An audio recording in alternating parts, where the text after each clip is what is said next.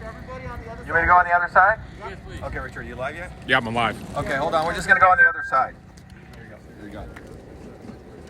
We're going to be giving a little talk in front of the Capitol here to give an analysis of what took place. As many of you know, I've been involved in this for a long time with the whole election fraud, and it ain't over. It ain't over. We're not conceding in any way. Can I have that? All right.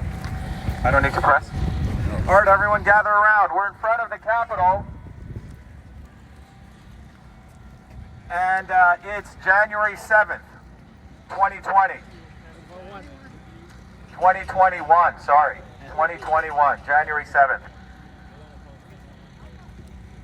I want to just review a couple of things. Many of you may know, my name is Dr.SHIVA Ayyadurai. I ran for United States Senate in Massachusetts. We won that election on a landslide. We're the only ones, by the way, our election was stolen, but we didn't walk away. That's right. We didn't walk away, we didn't concede.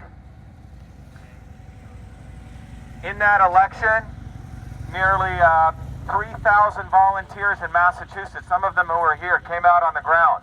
We put out 10,000 lawn signs, 20,000 bumper stickers. We raised close to $1.6 million. It was a bottoms-up campaign. The filthy Massachusetts GOP establishment, even though I ran as a Republican, didn't support me. They ran a fool whose website address was Cock for Senate. Seriously.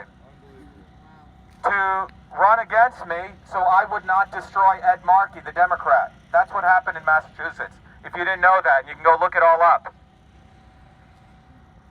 That happened because of the working people of Massachusetts rose up. I'm one of you. I'm not a billionaire. Like most of us here, we did not do that campaign to raise money for our coffers. Everyone who came out here, none of us are doing this to raise money. Are we? No. But these guys run political campaigns because they don't have another job. That's not what occurred in Massachusetts. And we know we got about 400,000 votes. And then I never thought that election fraud took place in this country. You see, I came from India as an untouchable as a 7-year-old kid. Today is the anniversary of my mom's death. January 7th. She was an amazing woman. And the reason I want to bring that up is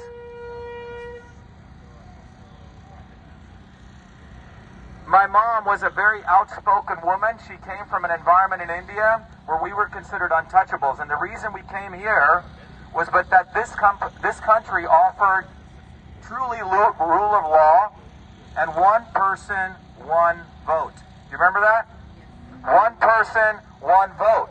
That's what this is about. This is not about mail-in ballots. It's not about voter fraud. It's about a singular issue about one person, one vote. And in Massachusetts, when we found out on September 1st in the Republican primary that we had won in Franklin County, which was 80% hand-counted ballots by 10 points. And in every other county, we lost 60-40, 60-40, 60-40, 60-40, 60-40 to a guy that was nowhere to be found. Anyone here from Massachusetts? Yep. Did anyone see this guy's lawn sign? Nope. Nowhere. No one saw his lawn sign because he didn't have to campaign.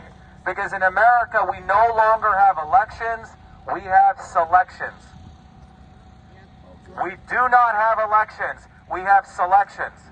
Everything is absolutely rigged, and you're looking at a guy who has 4 degrees from MIT, has been programming computers since I was 14 years old, wrote the first email system. Fact, no one should fund Wikipedia, that racist organization, not one penny.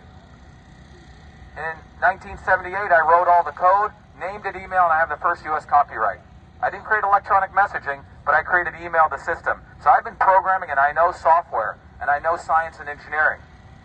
Guys like me and guys like us, we're not supposed to run for office. Only scumbags like that are, okay? Lawyers, and billionaires.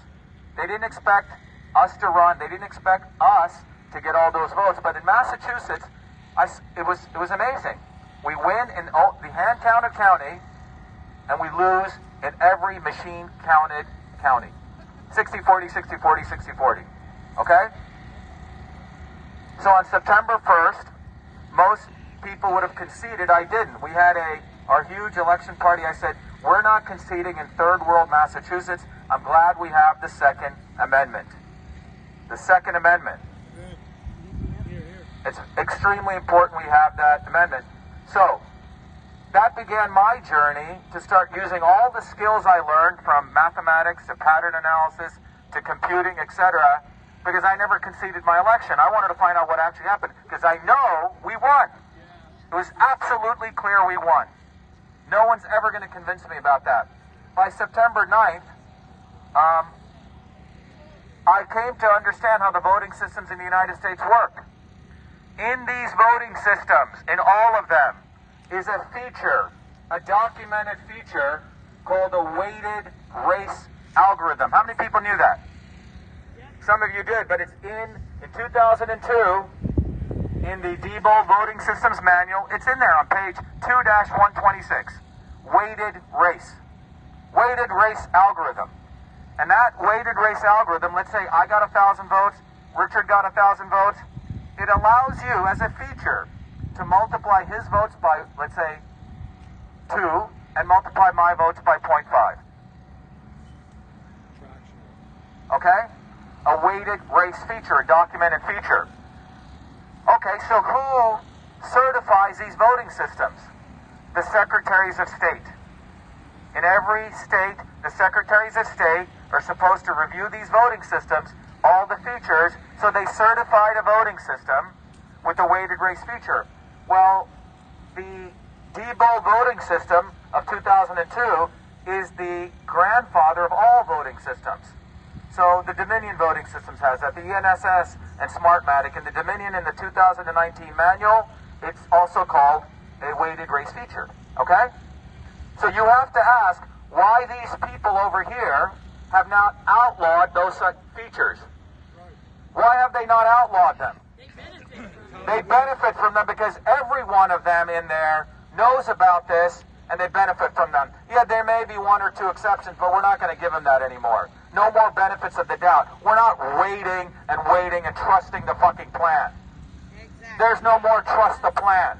Amen. That was the plan, to make us trust their bullshit plan. That's right. Why in the last 4 years, we have forced vaccinations, we have mask mandates, our businesses have been locked down.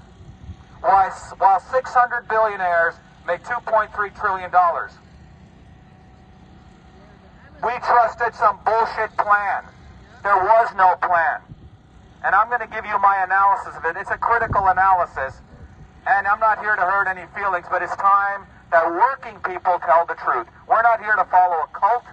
We're here to get down to the brass tacks and how we liberate ourselves, because as of today, we're all in a fucking prison. And we have to know where we are. You can't sugarcoat shit. You can't say, oh, something's going to happen tomorrow. Something's going to happen. Just wait. Someone's playing five-dimensional chess. That's not how we liberate ourselves. So, in Massachusetts, I started, once I understood this feature, I'm a mathematician. I've been doing math since I was 14 years old. I started looking at the data, and I found out my votes were multiplied by 0.666. Seriously. And my opponent's votes were multiplied by 1.2. And I have all the math, and I started tweeting out from September 1st until September 25th, election fraud took place in Massachusetts. I also found out on those electronic voting machines, so just remember, weighted votes, that's number one, the real crime scene. When these ballots go through those electronic voting machines, they create what's called a ballot image. An image. They take a picture, like you do with your iPhone. That image is then analyzed and looks for the dot. One vote for Richard and one vote for me. You following me? So what is the ballot? It's a ballot image. It's not the paper ballot anymore. It's that image. By federal law, any records generated in connection with a federal election must be preserved for 22 months. That ballot image didn't exist. It was generated, right? It has to be preserved. So on September 9th, Richard and I and one other person, we went to the Secretary of State office, and I demanded via FOIA request, I said, I want all the ballot images. Okay? They could put it on a little USB stick. I bought a hard drive, $200. The guy at the counter says, we don't have the ballot images. We turned that feature off. Yes, it's on video. We turned that feature off. You recorded them doing It's all recorded. We have it on video. So I gave them my FOIA. I said, you have 10 days to respond. I want all the ballot images. On September 25th, by the way, I'm tweeting away on Twitter, calling out Massachusetts election fraud in third world Massachusetts. You deleted ballots, which are the ballot images. And Twitter never, this is a very important point, Twitter didn't touch me. I've been on Twitter since 2011. I've talked about all sorts of stuff. I'm an MIT PhD. I've talked about the vaccination issue. But on September 25th, I get an email back from the Secretary of State's legal counsel, Michelle Tassinari, who's, by the way, the president-elect of the National Association of State Election Directors, a non-profit organization funded by the Murdochs and the Rockefellers, which is the organization that all state election directors report to, and that organization determines the certification of voting systems.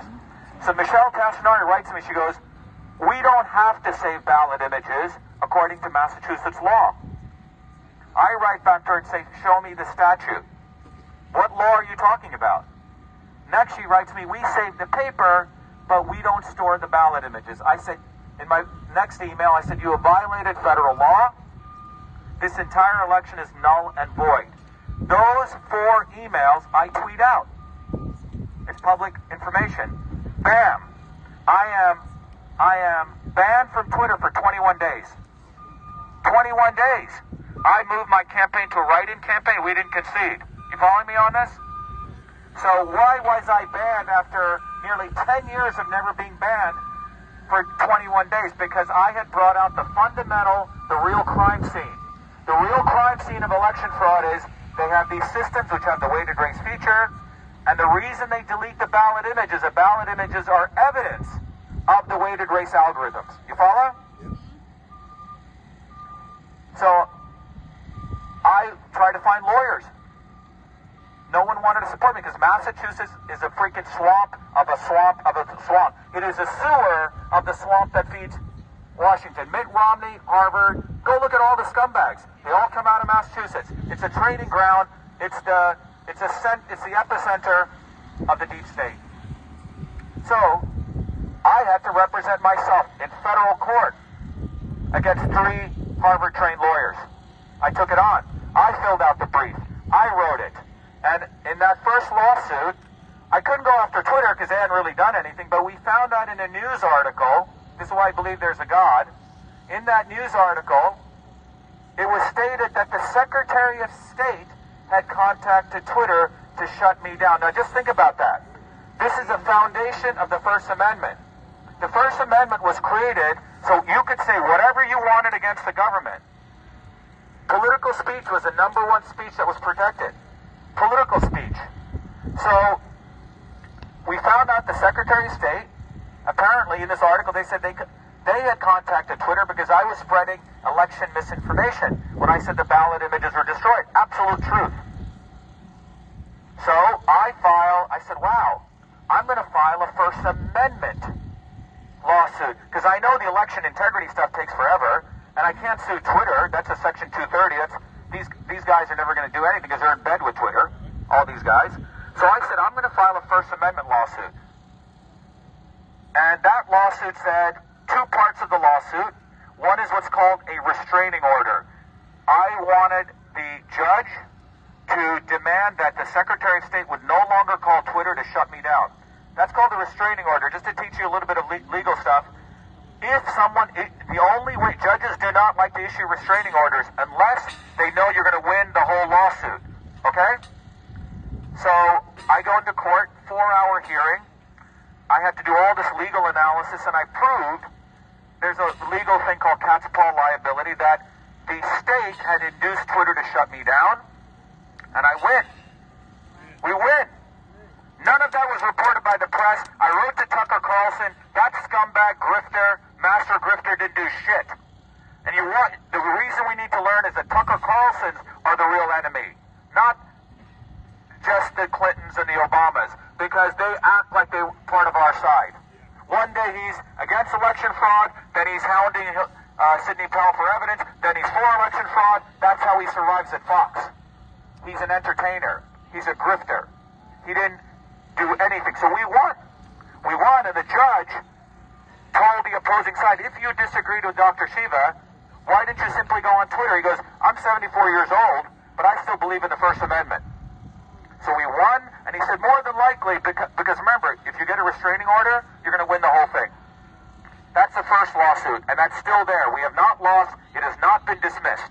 Every one of the lawsuits, the Giuliani, Powell, they're all been dismissed because they didn't go after the real issue. They're talking about China, China, China. I'm sorry. It takes two to tango. If you're talking about China, China bribed a red-blooded American, okay? Let's stop talking about China and Antifa and everywhere. Let's start talking about people here and holding them accountable. Those scumbags need to be held accountable because they've been thriving off corruption. I'll tell you how we're going to do that, okay? But I need to give you this background because I need to inspire you guys to realize that we won that first lawsuit. Number one, no one reported. They want to just report losses, losses, losses. They didn't report that the mainstream media does not want to tell us that, hey, you could win a lawsuit. You don't need a freaking lawyer. I'm not a lawyer. I won in federal court. The second lawsuit we filed was to decertify the entire Massachusetts Senate election. We filed it, and we showed that we had standing. We did all the legal arguments. The opposition filed a 120-page legal lawsuit to dismiss ours. Guess what happened in Massachusetts? The judge denied their dismissal. Denied it. That's a victory. That's a victory number two. Everyone should feel good about that. Thank you. We did that. You're talking to a guy who came from nothing in India, one of you who grew up in New Jersey. We don't need these guys. We don't need these fucking lawyers. They make us think that we need them when we can figure this stuff out. They're not that smart, most of them, and they do not go after any big issues.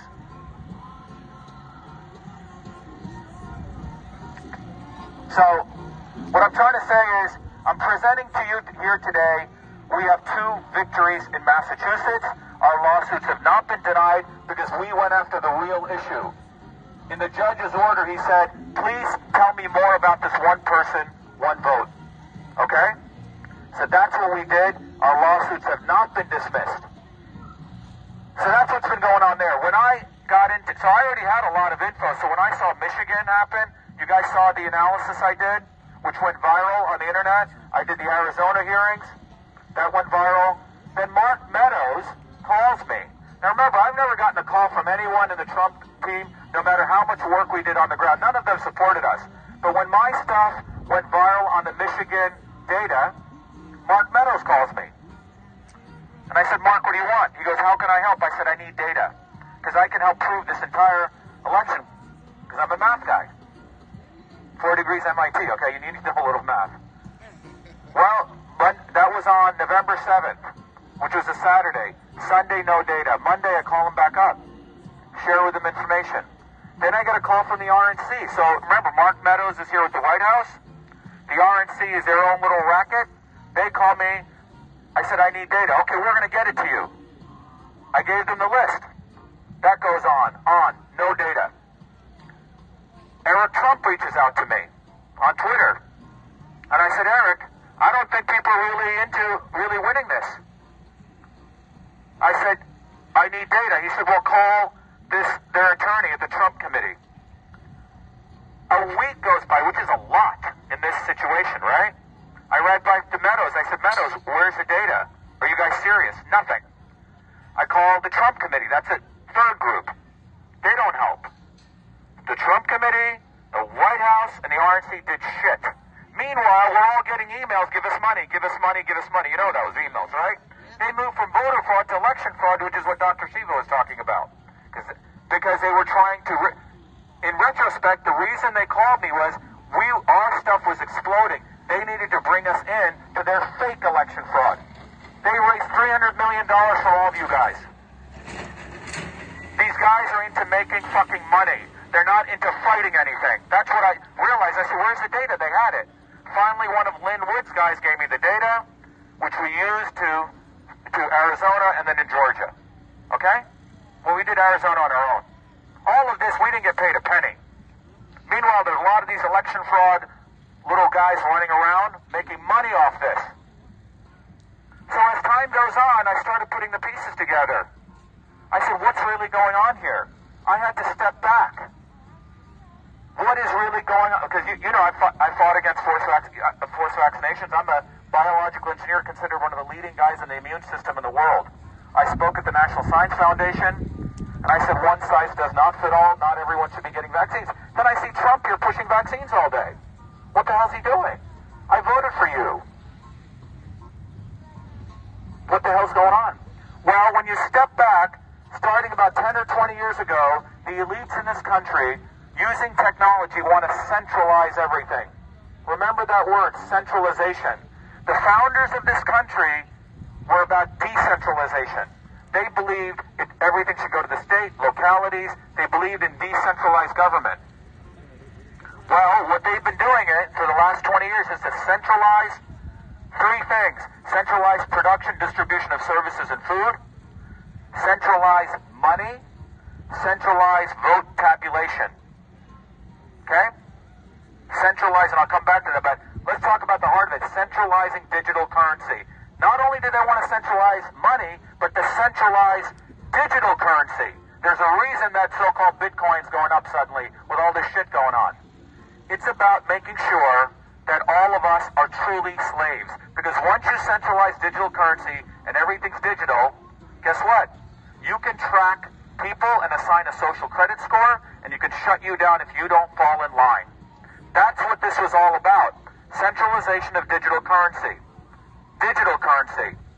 So, as a part of that, the globalists, and I don't even want to use the word globalist, let's call it the right word, imperialism, needed to shut down everything for a hard reset. They needed to shut down everything. What I mean everything is our businesses, our gyms, our small businesses, or our restaurants. And they needed to buy time to centralize it. They didn't shut down Amazon, which is now owns the entire platform of distribution. Jeff Bezos increased his wealth by $100 billion in 6 months. It took him 56 years to make $100 billion, and in 6 months he made $100 billion because Amazon now controls all distribution. Centralization of distribution. You get it? So, centralization of currency needed to take place. And they needed to shut down all of our businesses. And so, this is my view of the whole thing. When they looked at the world, they needed to shut down everything. They looked at the world and they said, who is going to give us the biggest problem in the world? Which group? It's not going to be the Indians, where I originated from. They don't have any weapons. And they've been taught by Gandhi to be complicit all day into this non-violence bullshit. The Chinese are just made slaves by their elites. They don't have any weapons. Australia, they took away their weapons. In Europe, they looked at the American working class and they said, these people are going to be the biggest thorn in our sides. How do we deal with them? How do we deal with them? That's the question, right? Because they're not going to, Americans will fight for their Second Amendment rights. Yes. So come the 2016 elections, now follow this with me. This is going to be maybe the hard part, but I think you'll get it. All elections are rigged. They have the weighted race feature, right? Agreed? It's in there. So now you have to ask the question today, in retrospect, if we want to be honest. Was Trump also rigged? Why? Now, why would they do that? Well, think about this. If Hillary Clinton did win in 2016, do you think with her in power that the American working class would have stood and watched her shut down businesses? Would they? No way. They needed Trump. Whether he did it implicitly or complicitly, they needed Trump. Because with Trump, the day that Trump got into office, what happened? The lock her up stuff went down the garbage. Do you remember that? This woman smashed hard drives, put a server in her home, paid an UK agent for a dossier. Nothing has yet been done to her. Nothing. Ivanka Trump And Chelsea, you're like this. Go look at it. I had a dinner right after. We're here busting our buns, and nothing happened to Hillary. Still to this day. Nothing. And then we had the Q shit. Not in the good narrative, good stories. Trust the plan. Some shit is going to happen. Nothing happened. So the American working class, if it was under Hillary, we would have pulled out our weapons. No one would have let their gyms be taken over their businesses, but we waited, and we waited, and we waited for 4 freaking years. And what do we have today? You have to look at reality. We have forced vaccinations coming, mask mandates, censorship galore. Nothing's happened to Twitter or Facebook. Not one. I didn't see an executive order filed. What do we actually have? Lockdowns, and we're headed to centralization of digital currency. And 600 billionaires made $2.3 trillion, while 25 million Americans lost their jobs, and we're all hoping we get a stimulus check. That's what's called fascism. And I want you to consider what I'm saying, because this is hard for me to say this. On January 4th, I was asked to come down to meet with senators. Dr. Ayyadurai, we want your math. I met with 4 senators, met with Sidney Powell, Flynn was there, and I hung around with all these people who've been going in and out of the White House. And you know what I heard? These are people who are sincere Americans. The White House is in fucking shambles. There's no organizational structure. Nothing. 2 very smart former DEA people told Trump, you have 2 very powerful lawsuits. We have video cameras of ballots being shredded. 10,000 pounds of ballots. You need to file a lawsuit. I can't do that. I may be deposed. They didn't file lawsuits. They didn't want to freaking win. I'm sorry to say. This was a kabuki theater. And what happened yesterday was sincere people came out there, and they're trying to brand this as all Antifa. I'm sorry. Yeah, maybe there were some, but this was not all Antifa. This was the righteous anger, bottoms-up movement that took place, and everyone should be proud of that. The mainstream media is trying to say, oh, anytime American people protest, this must be Antifa. Someone just said, oh, CNN is saying it was Antifa. Oh, now you're going to believe CNN too, right? Maybe it was some Antifa guys. Maybe it was a setup. Trump said, I will not concede. He conceded right away. I'm pissed off. I don't know about you guys. I am not conceding my election. We have 2 elections up, and no one gave us the publicity because we went after the real crime scene, which is the computer algorithms and the ballot images. And that is a real crime scene. The second thing is, I'm sorry, billionaires ain't going to do our work, guys. They can get off on their jets. They can go to their spas. Only us. And this is an opportunity for us to wake up and realize that only us can do it. Bottoms up. Bottoms up movement. And anytime we say working people unite, what's happened in this country over the last 40 years is the right wing says, oh, those are communists. And the left wing says, oh, we will help the workers, so they have their bogus unions, which don't do anything. The left and the right are against working people. That's what this is all about. So we have to come to the conclusion, the unfortunate conclusion, that we were taken advantage of over the last 4 years. That's what happened. And they couldn't have done it with Hillary Clinton, because we would have taken up our arms. They held the American working class in bay. They needed us complacent. No, well look, we need to start getting educated. We need to build a bottoms-up movement. That's what we need to do. And that requires us to start looking at American history, how movements were built. And number 1 lesson you'll learn, it was always when working people rose, not just students, the American worker. And free speech, the Second Amendment. We need to fight tooth and nail for those 2 things right now. Not 1 inch against anyone trying to take those away. Because that's the next thing they're going to come at. Who's an idiot? She says not to listen to you because you're misinformation. Anyway, forget that. Just stop, okay? So the bottom line is this. We need to build a bottoms-up movement, and it has to be based on recognizing follow the money. Follow the money. If people are making money by running activist movements, I didn't make a penny. None of you guys did. We did this as a noble service. I was talking to somebody who said, Giuliani doesn't want to win this. I go, how come? He's making $100 grand a week. Okay? They didn't want to win this. They didn't go after the central issue. But now what I've shared with you, what I'm trying to tell you is that we have an opportunity. It's a hard lesson. But we need to go back to our communities. We need to build a bottoms-up movement. We need to recognize it has to be bottoms-up. It has to be recognizing that there is a not-so-obvious establishment. Those are the real people who defray movements.